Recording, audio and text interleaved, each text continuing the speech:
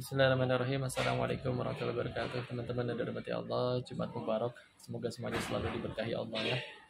Teman-teman kepikiran gak sih cikal bakal, asal muasal, bagaimana awalnya hati manusia itu bisa mulai kecewa, bersedih, menderita?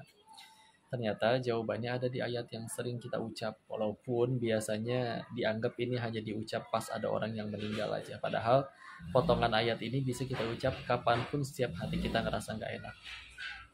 Diambil dari Quran surat kedua Al-Baqarah ayat 156.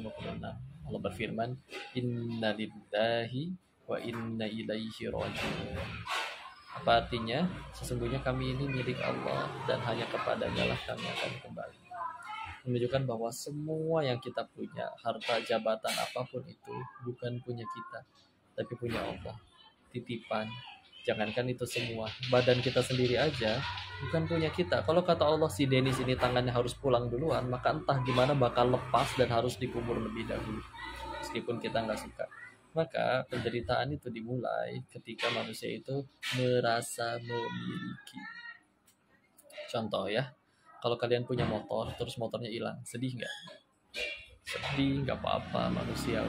Tapi misal ada orang lagi yang motornya hilang, namanya Pak Agus, tinggalnya di desa Seragen, RT 3 RW 5, jauh di sana. Motornya juga hilang, kalian sedih nggak? Enggak, kenapa? Satu, nggak kenal, dan yang paling penting, bukan punya saya. Ya. Jadi ketika udah ngerasa ini jabatanku, hartaku, popularitasku, dan lain-lain, semua ngerasa dimiliki padahal hanya titipan, stres, sedih, ya. Contoh, ketika kita lagi di depan toilet, ada teman datang, bro titip handphone dong, dia masuk ke toilet. Udah gitu kalau dari toilet handphonenya diambil, sedih nggak? Enggak, emang orang punya dia. Maka ketika kita ngerasa semuanya itu punya kita, hasil perjuangan kita, maka Masya Allah, kita sedang ngaku-ngaku barang yang bukan punya kita. Sedangkan ketika pemilik aslinya ngambil, jelas wajar kita sedih, kan kita ngaku-ngaku. Maka teman-teman, itulah Islam ya. Berasal dari kata aslama muslimu, kita berserah, melepaskan semuanya hingga akhirnya di hati ini hanya ada Allah.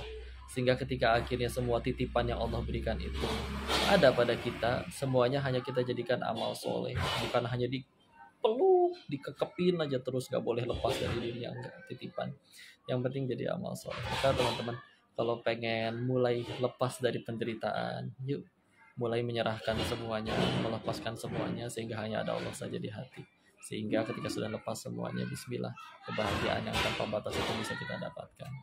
Semoga bermanfaat. Wabillahi taufiq wal hidayah. Assalamualaikum warahmatullahi wabarakatuh. Barakallahu fikum.